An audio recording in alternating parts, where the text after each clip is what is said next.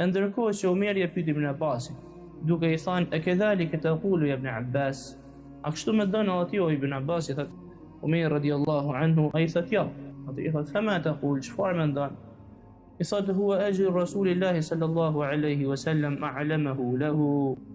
Ai është e gjeli caktimi I përfundimit të kësaj jete të profetit sallallahu alaihi wasallam, të cilin po ja mëson Allahu azza wa jall atij. Ndërkohë që Omeri radiallahu anhu I thot Ibn Abbasit: "Nuk di që të ketë sqarim tjetër vetëm se ai që ke përmend ti." Surja Nasr është një surje e shkurt, por se e madhe në rëndësi. Flet për një ngjarje të madhe dhe po ashtu për një realitet të madh. Flet për fitoren e Islamit mbi mosbesimin, por se po ashtu flet edhe për vdekjen e profetit sallallahu alaihi wasallam. Flet për falënderimin ndaj Allahut azza wa jall, po ashtu edhe për pendimin kundër tij. Flet për madhënimin e Allahut subhanahu wa taala dhe po ashtu edhe për mëshirën e tij. Allahu subhanahu wa taala bani të mundun çlirimin e Mekës në vitin e 8 Hijri.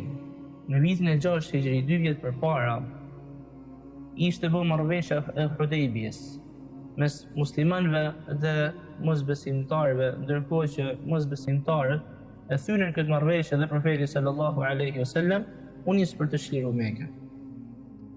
Dhe Allahu azza wa jalla ka thënë çlirim fathan mubina, ashtu siç thot në Kur'an, thot inna fatahna laka fathan mubina, me të vërtetë që na të kena dhënë ty një çlirim, një fitore të qartë. Në fillim njerëzit ishin në fenë Allahut azza wa jalla si individ, tek e tek. Bile ishin edhe fshehur në fenë Allahut subhanahu wa ta'ala. Kurse në këtë rast njerëzit filluan me hinë fenë Allahut subhanahu wa ta'ala turma, grupe. Kjo për mirësisë e Allahut azza wa jall. Vishin si delegacione, vishin prisat e fisave me parin e tyre, edhe pranonin Islamin në prezencën e profetit sallallahu alaihi wasallam. Atë sa ky vit për viti I 9 është quajtur viti I delegacioneve. Dhe na sot jena krenar për atë që kena arrit, për atë që kena ndërtu dhe për atë që kena rujt. Jena krenar për xhamin e Plomin dhe për të gjitha xhamit e muslimanëve, për shkollat tona islame, për institucionet tona islame, për aktivitetet tona dhe për kontributin tonë si musliman në këtë çështje. Sot na jena krenar edhe duhet me kanë krenar që jena musliman, që e besojmë Allahun subhanahu wa ta'ala e I dalim për zot kësaj feje, duke e ditë që kjo fe ka për të ecë. Kjo fe ka për të ecë dhe ka për të fituar mbi mosbesimin, deshëm apo nuk deshëm ne, deshën apo nuk deshën armiqtë e Allahut azza wa jall, por se thjesht na duhet me zgjidhje se në cilin krah të historisë kena me kanë. A kena me kanë në krahun atyne që ndihmuan fenë Allahut subhanahu wa ta'ala, apo kena me kanë në krahun atyne që sulmunën dhe luftunën dritën e Allahut azza wa jall. Kjo edhe pse armiqtë e Allahut azza wa jall në atë kohë dhe në kohën tonë dojnë me shu dritën e Allahut subhanahu wa ta'ala, si thot Allahu azza wa jall: "Yuriduna liyutfi'u nurallahi bi afwahihim."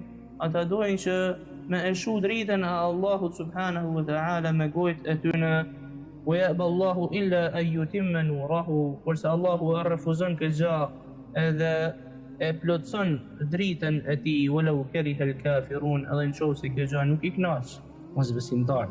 Xhamatin e Rom sot do të flasim për një prej sureve më të shkurtra të Kur'anit, kurse edhe më kuptim plota të librit të Allahut azza wa jall, surën Nasr, surën e ndihmës nga Allahu azza wa jall, surën e cila është zbritur në Medinë në profetin sallallahu alaihi wasallam. Kjo sure ka vetëm 3 ajete, kurse përmban në vetvete një mesazh të fuqishëm, një mesazh I cili lidhet me fitoren, me falënderimin, me pendimin dhe po ashtu sinjalizon vdekjen e profetit sallallahu alaihi wasallam dhe tregon për exhelin, afrimin e exhelit të tij. Kjo sure është surja e fundit e plotë që është shpall profetit sallallahu alaihi wasallam dhe për këtë arsye ka një rëndësi të veçantë. Allah subhanahu wa ta'ala thot në Kur'an: "Idha jaa nasrullahi wal fathu wa ra'aita an-nasa yadkhuluna fi dinillahi afwaja fasabbih bihamdi rabbika wastaghfirhu innahu kana tawwaba." Kur vjen ndihma e Allahut azza wa jall dhe çlirimi I Mekës dhe ke për të parë njerëzit duke hyrë në fenë Allahut azza wa jall grupe, atëherë madhnoje me falënderim Zotin tënd dhe kërko falje nga ai, sepse për të vërtetë ai I pranon shumë pendimet e njerëzve. Kjo surja Nasr, surja të cilën shumica prej nesh e kena ndih dhe shumë prej nesh e memorizojnë, e dinë përmendsh. Është prej sureve e cila është zbrit si islame në Medinën e Profetit sallallahu alaihi wasallam, vend në të cilin Profeti sallallahu alaihi wasallam e mbylli jetën e vet. E kjo është surja e fundit e cila ka zbrit në formën e plot, siç e ka Abdullah ibn Abbasi radiyallahu anhuma. Në këtë surë është pa fitoria e përgjithshme e Islamit mbi mosbesimin dhe kthimi masiv i njerëzve në fenë e Allahut subhanahu wa ta'ala. Kur Profeti sallallahu alaihi wasallam e mori këtë shpallje, e kuptoi se Allahu azza wa jall po e paralajmëronte për ndamjen e afërt prej kësaj bote. Kur u zbrit këtë surë, Profeti sallallahu alaihi wasallam e shtonte në namazin e tij fjalën subhanak Allahumma wa bihamdika Allahumma ighfirli, i lartësuam qashtu Allahu im dhe i falenderuam o Allahu im më fal. Kjo surë fillon me fjalët kur të vinë ndihma e Allahut dhe çlirimi i Mekës. Të fjalët tregojnë se kjo surë është shpall në një kohë kur Profeti sallallahu alaihi wasallam ishte në kulmin e misionit të vet, kur kishte arritur me përhap fjalën e Allahut azza wa jall dhe kur ishte gati për të hyrë si fitimtar në Mekë, në vendin në të cilin e kishin dëbuar dhe kishin përsekutuar në vendin e tij të lindjes. Ndihma e Allahut azza wa jall dhe çlirimi i Mekës është shajt e qartë se Islami kishte fituar mbi kufrin, mbi mosbesimin, dhe se Profeti sallallahu alaihi wasallam e kishte plotësuar detyrën e tij si dërgumi i Allahut. E mandaj thot Allahu azza wa jall dhe ke për t'i parë njerëzit duke u futur në fenë e Allahut azza wa jall grupe. Të fjalë na tregojnë se Profeti sallallahu alaihi wasallam ishte dëshmitar i një fenomeni të jashtëzakonshëm ku njerëzit nga të gjitha anët e vendit, për të gjitha shtresave të shoqënisë, për të gjitha fiseve dhe vendeve, ishin duke pranuar Islamin si fenë e tyre të vetme me vullnetin e tyre të plot. E nuk ishte si me ka ndryshë, ndërkohë që Allahu subhanahu wa ta'ala thot në Kur'an: وَمَنْ يَبْتَغِ غَيْرَ الْإِسْلَامِ دِينًا فَلَا يُقْبَلَ مِنْهُ وَهُوَ فِي الْآخِرَةِ مِنَ الْخَاسِرِينَ. Ai i cili kërkon fe tjetër përveç se Islamit, ai nuk ka për t'ju pranuar dhe në ditën e gjykimit ka me kanë prej të dështumve. Kjo ishte një provë e vërtetësisë dhe forcës edhe bukurisë së Islamit, i cili tërhiqte zemrat edhe mendjet e njerëzve me argumentet e tij të qarta, me moralin e lartë, me mesazhin e tij të drejtësisë dhe të mëshirës. Kurse kjo sure përmbyllet me fjalët e Allahut azza wa jall: "Fasabbih bihamdi rabbika wastaghfirhu innahu kana tawwaba." Atëherë madhnoje me falënderim Zotin tënd dhe kërko falje nga ai, sepse me të vërtetë ai është pranuesi i madh i pendimeve. E këto fjalë na tregojnë se Profeti sallallahu alaihi wasallam ishte i vetëdijshëm se ishte duke afruar ejeli i tij, po afrohej fundi i tij dhe takimi me Allahun azza wa jall. Në vend që të mburri Profeti sallallahu alaihi wasallam me arritjet e tij, ai duhet ta falënderonte Allahun azza wa jall për këtë mirësi që i kishte dhënë dhe t'i kërkonte falje për gabimet që mund të kishte bërë. E ky është një mësim i madh për ne, që të mos harrojmë se çdo gjë që e kena prej Allahut azza wa jall dhe për asnjë tjetër. Ashtu siç na tregon Allahu azza wa jall në Kur'an duke thënë: "Wa ma bikum min ni'matin fa min Allah." Çdo të mirë që keni prej Allahut azza wa jall, ndërsa thot në një ajet tjetër: "Wa in ta'uddu ni'matallahi la tuhsuha." Nëse keni me i numëruar mirësitë e Allahut azza wa jall kundër e jush, nuk keni me mujt me i numëruar ata. Dhe po ashtu na mësojmë se na kena nevojë me i kërku falje Allahut azza wa jall, ashtu siç na urdhon Allahu azza wa jall në këtë ajet, e duke e ditë sepse na jena gabimtar. Dhe gabimtari më i mirë, siç thot Profeti sallallahu alaihi wasallam, është ai i cili i kthehet Allahut azza wa jall me pendim. Thot Profeti sallallahu alaihi wasallam: "Kullu ibn Adam khata wa khairul khata'in at-tawwabun." Secili njeri, secili bir i Ademit është gabimtar. Dhe gabimtarët më të mirë janë ata të cilët i kthehen Allahu subhanahu wa ta'ala me pendim. Ky është një mësim i madh, i cili na tregon se jeta e kësaj dhunjaje është e shkurt. Është një mashtrim i rrem, siç e tregon Allahu azza wa jalla, një kënaqësi e rrem: "Wa mal hayatu dunya illa mata'ul ghurur." Edhe jeta e kësaj dhunjaje nuk është asgjë tjetër vetëm se një kënaqësi e rrem, thot Allahu subhanahu wa ta'ala, edhe se një ditë na kena me dalë dhe me përgjigj për veprat tona para Allahu subhanahu wa ta'ala. Në lidhje me kuptimin e kësaj sureje, tregohet edhe kuptimi i fesë nga ana e Ibn Abbasit radiallahu anhuma. Omeri radiallahu anhu e merrte Ibn Abbasin radiallahu anhuma në prezencën e luftëtarëve të Bedrit. Luftëtarët e Bedrit, shokët e Profetit sallallahu alaihi wasallam që kishin marrë pjesë në luftën e Bedrit, ishin prej shokëve më të dalluar të Profetit sallallahu alaihi wasallam. E ky e merrte ky djalosh të vogël, ndërkohë që ato i thanë që edhe na kena fëmijë, pse e merr këtë, edhe ai ka i thonte që ju e dini tashmë se kush është ai, sepse ky person, Profeti sallallahu alaihi wasallam, kishte bërë dua për të që Allahu azza wa jalla më ia mësuat i fen, me e bërë që me e kuptu fen. Ndërkohë që një ditë për ditë e merrën për safat Omeri radiallahu anhu Ibn Abbasin, edhe pyet duke thënë ma taquluna fi qawlillahi ta'ala idha jaa nasrullahi wal fath. Çfarë mendoni në lidhje me fjalën e Allahut azza wa jall kur të vinë ndihma e Allahut dhe çlirimi i Mekës? Dhe filluan me dhënë mendimet e tyre sahabët e Profetit sallallahu alaihi wasallam, për tyre thanë që Allahu na urdhon me falënderu dhe me kërku falje në momentin kur vjen fitoria dhe çlirimi i tij. Disa prej tyre heshtën, ndërkohë që Omeri e pyeti Ibn Abbasin, duke i thënë e kedhalika taqulu ya Ibn Abbas, a kështu mendon aty o Ibn Abbas? I thotë Omeri radiallahu anhu, ai thotë ja. Atë i thotë kama taqul, çfarë mendon? I thotë huwa ajru Rasulillahi sallallahu alaihi wasallam a'lamahu lahu. Ai është e gjeli caktimi i përfundimit të kësaj jete të Profetit sallallahu alaihi wasallam, të cilin po ja mëson Allahu azza wa jall atij.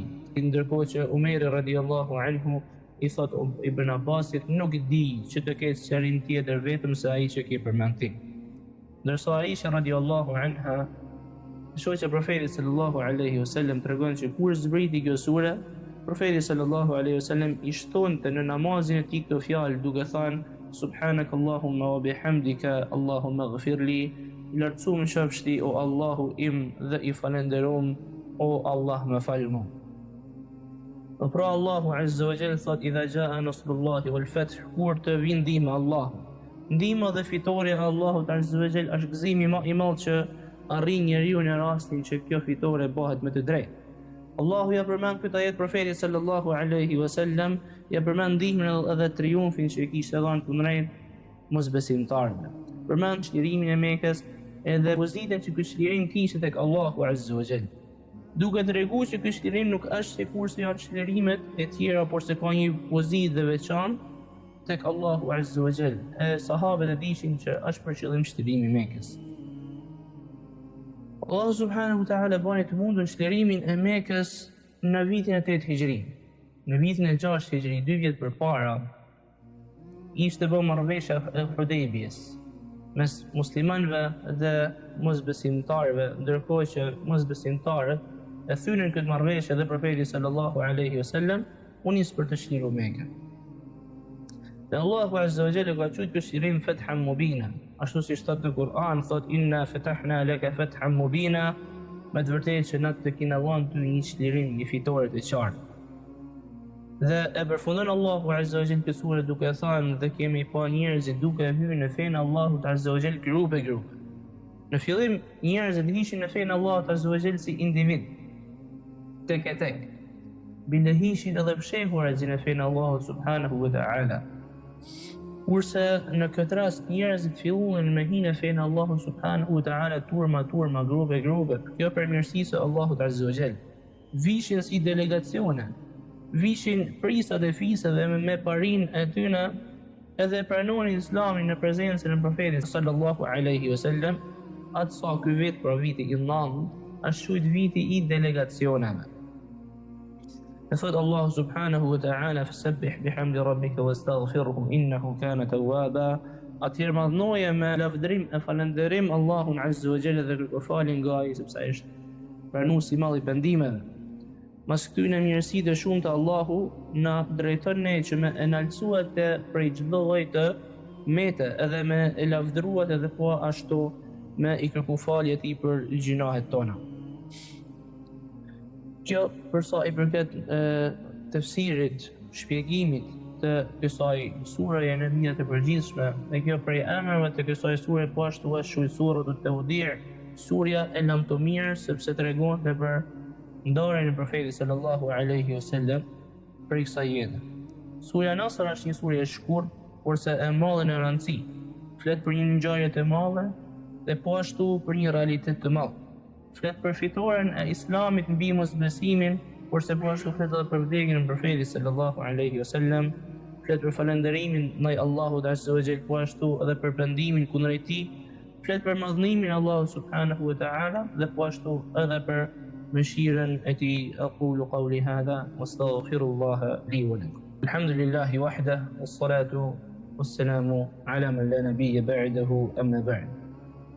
Gjematin në Rum, para shumë vitesh duke në lirë kontekstin e shpjegimit të surës Nasr, para shumë vitesh kanon një ngjarje historike, një fitore, një çlirim që ose mund ta quajmë, një ngjarje e cila ka shënuar një kthes në jetën tonë fetare islame. Në vitin 1919, në nënorin e atij viti, na është mundsuar që na madhru Allahun subhanahu wa ta'ala një edhe të vetëm, me besuat e haptazi, me shprehë qartë edhe drejt imanin ton tek Allahu subhanahu wa ta'ala. E kjo ka përku kanol me rihapjen e xhamisë së Plumit në Shkodër në atë vit.